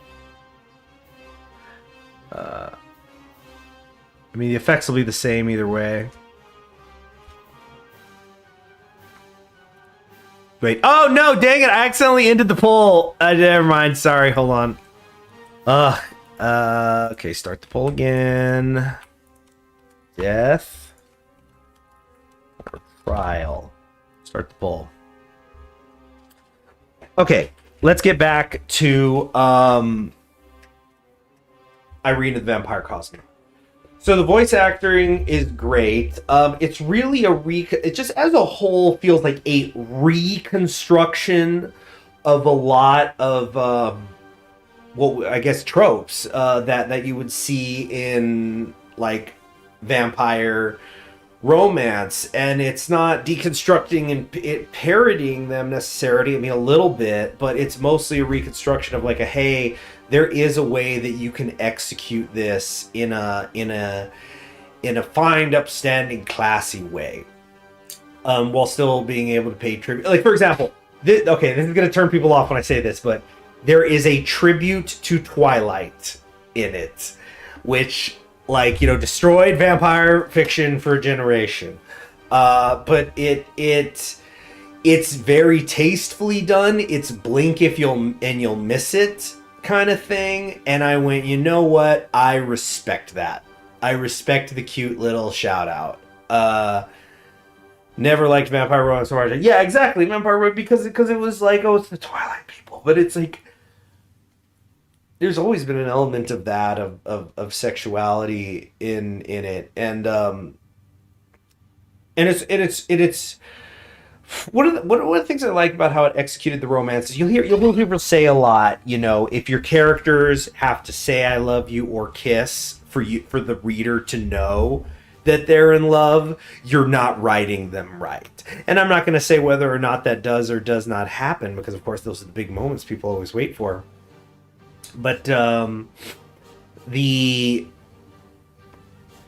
it's such a it's really I really like how their relationship is done. And let's see, my mom loved Twilight, made me watch the first movie. I didn't like it. We both liked Irina though. Oh, you watched that with your mom? Interesting. Didn't watch the new Nosferatu movie. Oh boy, I bet that was fun with certain scenes if you like to watch it together.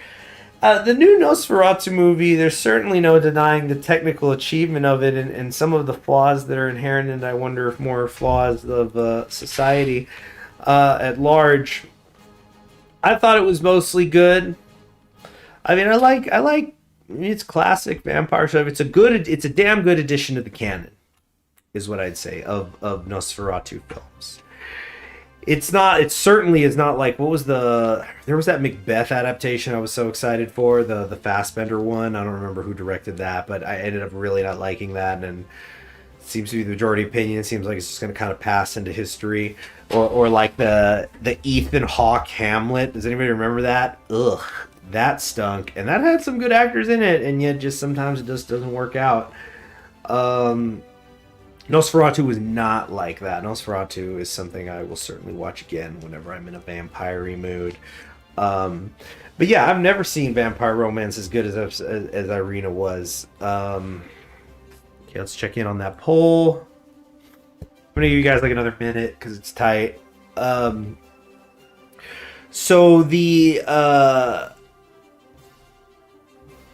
what was the saying? Okay, but for example, one of the things where I felt like was really, really well executed was the research assistant Anya, because Anya she was so clearly meant to be the self-insert for the weeb teenage girl who's super into vampires. And it's like, so it's like, you're so into this, we're going to put you in the story. And that could have been really hackneyed and like overplayed and gotten way too silly. But I think that it's kind of like speaking of Macbeth, right? It feels like when you get a really good Porter character in Macbeth, because Macbeth it's like all serious and it's about fate and aging and legacies and like, you know, there's children being murdered all the time, and it's this really somber story, but then in the middle of it you got the Porter's like, I was raking on the fucking door this hour and not waking me up with my big ass dick, you know. It's like, so you can have that character who changes it up a little, and it's like, because you know you got to give the biggest comedian in the troupe something to do, right? So that's how I felt Anya was. I thought she was very tastefully used and a good source of comic relief that didn't like destroy tone. Okay, so that's enough voting. Who won? The winner is death to traitors. Death. So we're gonna lose stability and 50 army experience. That great. So he got us 30, and now it's all gone. Kind of want to spend this real quick now. Maybe get something here in the officer academy. I mean, I probably could just wait a few days, but no. I mean, I could just like, you know, unpause. I think we got 10 days on that, but no. Let's just get this done. I think bold attack, just good old-fashioned bold attack, is going to be the way to go. Trickster. Yeah, bold. Alright, and death traders. So, you see, I tricked it. I just lost 50 army experience, except I didn't have any to lose, sucker, because it doesn't go negative. The Kritzviv pitch. By the way, did you guys hear about how the... Apparently, there was a glitch, or there was a mistake on the Holocure update where you can go into debt at the casino. So you don't just hit 0, you'll go into the negatives. And the Caillou, the freaking guy who made it, he is like, that was a mistake. I'm not gonna fix it though. By the way, what is it? Clearly, there's some issue going on here in Ruthenia. They've gone Nat populist, which honestly, I do not remember what that means. I do not remember if Nat Pop means... Because see, this shows the flexibility of being national populist. I don't remember if that means that they want to then get out from under Germany. Yeah, right-wing ultra-nationalism.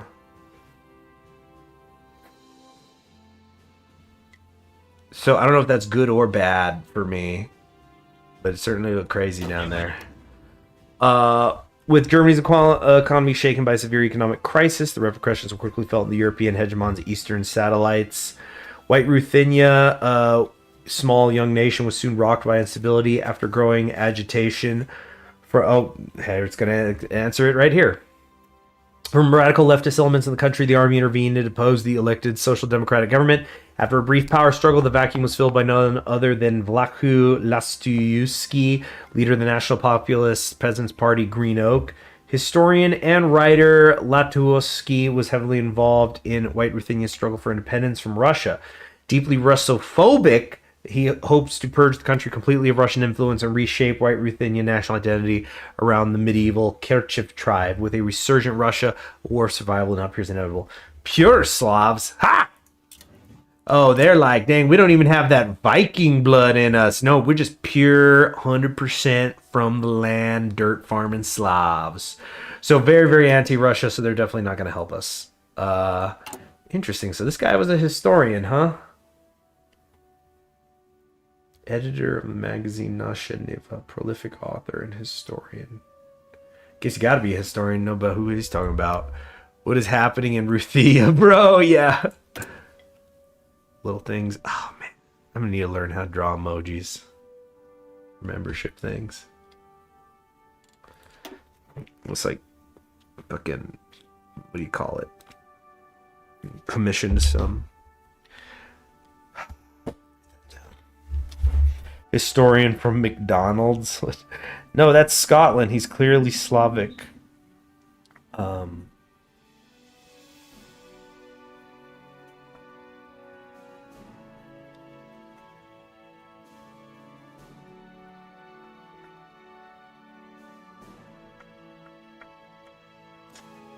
Nobunaga's ambition win. Yeah. Oh, man. I need to write that down. Hold on a second.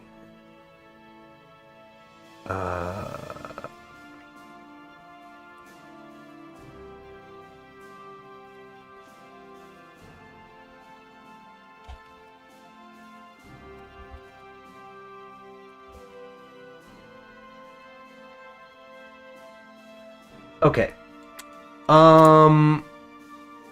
Influencing Poland, I really want to do color change for Nat Pop. What, like the dark green? I think it's good. What, as opposed to the brown? I don't know. The brown shirts, though. But green is maybe a little more of the land, right? I mean, what's one of the most famous fascist slogans? Blood and soil, right? But soil can be brown.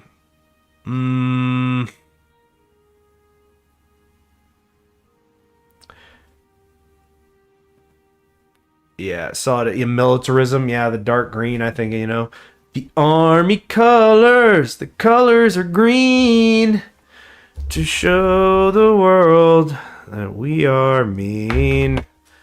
All right. Let's modify this government. The Eurasianist.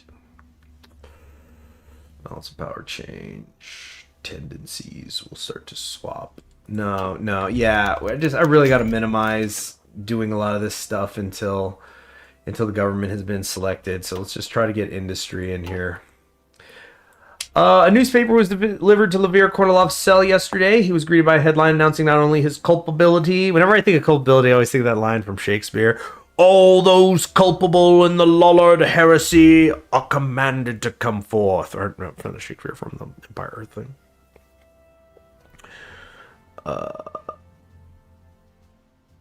Okay.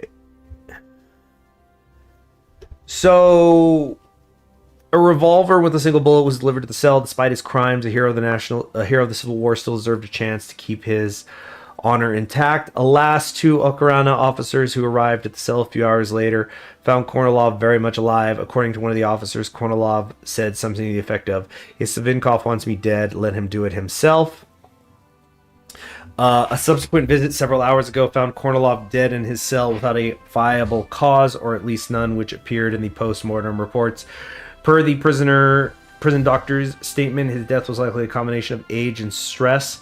The opposition and a sizable portion of the public have taken the news of Kornilov's death in stride. Justice has been served for high treason, even without a trial. The reaction among the military is decidedly more somber. Many officers and soldiers are defiantly mourning their late commander with black armbands. More ominously, Ukraina reports indicate that few in the military have taken the SCRS's claim of Kornilov's guilt seriously, and rumors are flying that the government was complicit in framing him. So goes the son of Kalmykia. Military anger changes by 1, but we're going to get a teeny little bit more stability. It's differentiated from in real life fascism. Well, yeah, because okay, so, I mean, I've said this once, I've said it 1,000 times. Oh wait, there's an unemployment strike. Everything's getting worse, basically.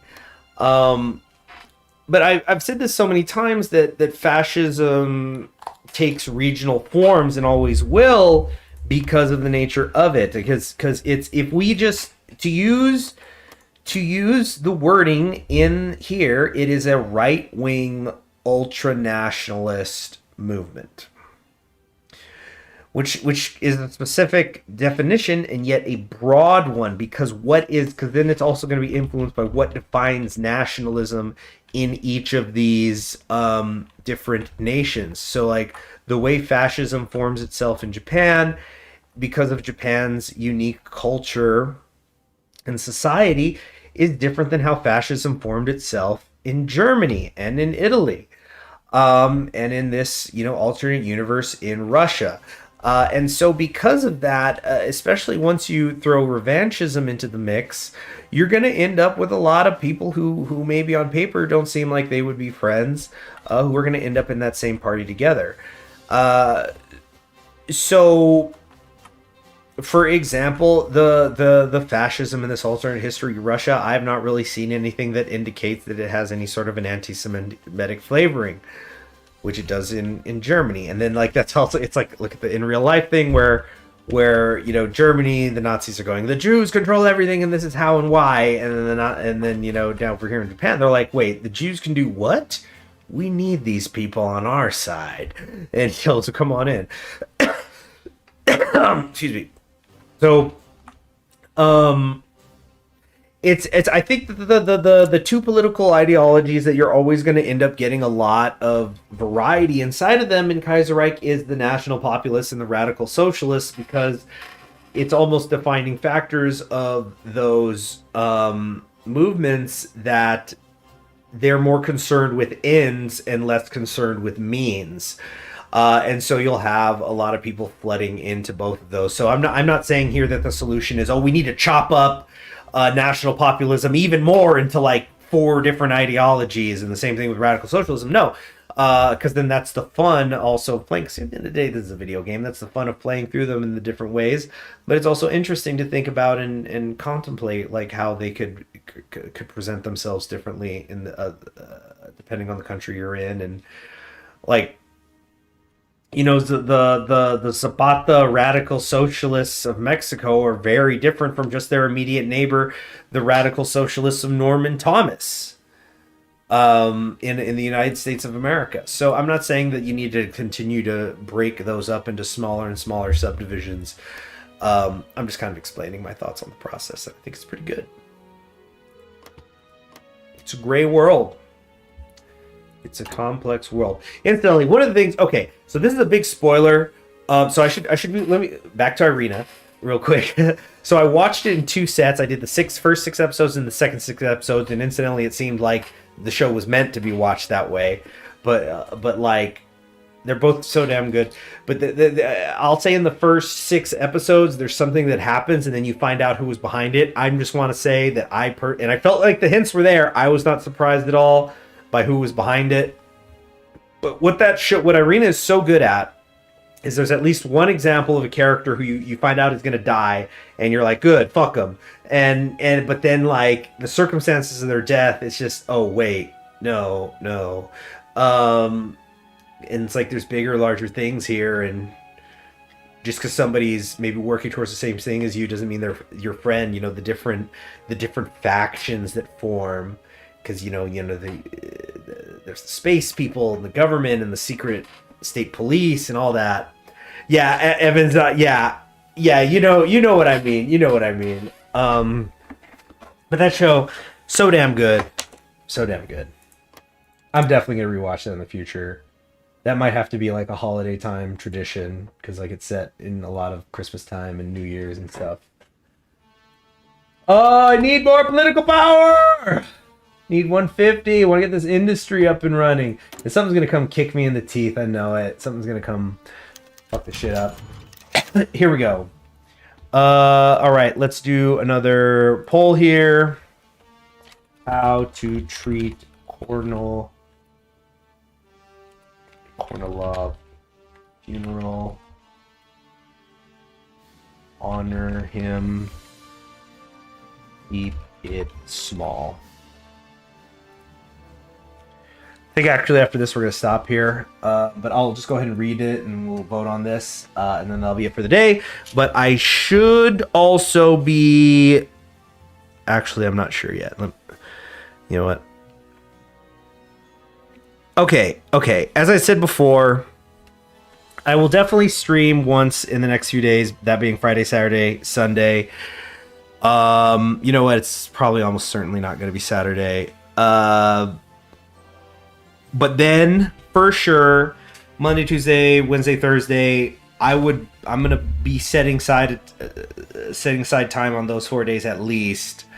And again, I'll know more in the next days and weeks to come on that. But yeah, you should expect to see me pretty regularly. Did you watch Fauna? Yeah, the farewell, the Fawnwell. I don't want to get into it. In terms of, I'm a Crony fan, as many people know. Obviously, I mean, she's time, and she's perfect, right? Everybody knows this.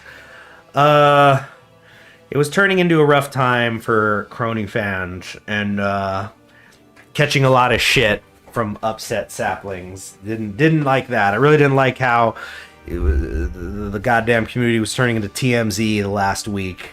That GG Crony chained together. Stream though was fucking peak, by the way. Yeah. But the word on the street, and it seems pretty public, so I don't think I'm gonna get in trouble for saying this, but it sounds like we have a Nemi Nightmare who we should be keeping our eyes and ears out for in the future. We'll see how that goes. Have I ever had issues with the Hoi 4 UI text appearing blurry? Yeah, sometimes. Sometimes if I have something's going on weird with like a graphics mod I don't use as many graphics mod as I used to. Some of you may remember I used to like pick my specific font, and I'd pick I wanted the white text, and I wanted, these type of borders and battle lines and stuff, and a lot of those mods over the years, people just haven't kept them updated, and then I need to go fetch new ones, and that becomes its own pain. Yeah,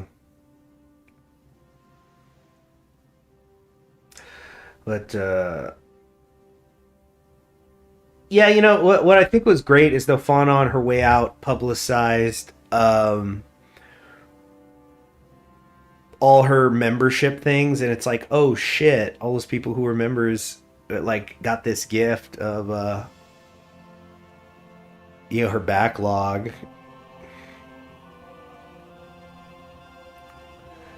Should say I had been a sapling. Obviously, membership is over now. I recommend checking out the one where she's just tuning the loot.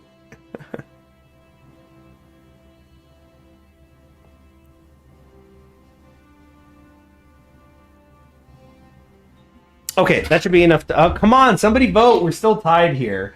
I guess I should read this, huh?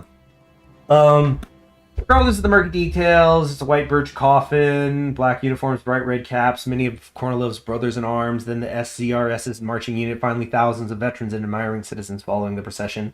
Levir Grigorovich Kornilov, the Minister of War of the Russian Republic, Supreme Commander-in-Chief of the Russian Armed Forces, and General Field Marshal of the Russian Army, was laid down into the bosom of the motherland.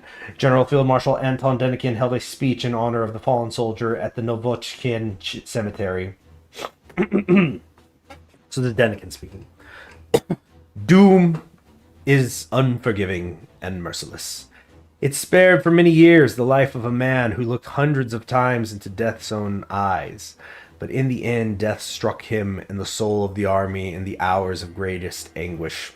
The mystical veil of eternity has dictated paths and accomplishments with an unknown will. Our beloved leader, who has led us to victory for 20 years, is dead. The name of this fighter for Russia's desecrated land is written in fiery letters in the annals. It cannot be wrested from our memories. Many of the following eulogies from other members of High Command recall personal experiences of fighting with the stubborn-owned veteran. To the SZRS's embarrassment, the funeral was practically hero worship, with the military essentially ignoring the coup attempt. The opposition hardly cared for the funeral either, with many likely welcoming the death of the arch-reactionary with an open heart. Okay, so you guys have voted keep it small, so we will give him minimal respect. That helps with us in the Nat Populace, but it's not going to cool off army anger, that's for sure. And that's where we're going to stop it. I think we're just going to go Denikin. Yeah, we've been doing Denikin anyway, but we're going to stop it there. So I should hopefully stream again tomorrow, but if not tomorrow, I will on Sunday. And man, we got to talk about New Year, the Wrestle Kingdom. Yeah, so if not tomorrow, then on Sunday, and definitely on Monday. So thank you very much for joining me. I'm Conquering History Games. I will see you then. And yeah, we got all the way to March.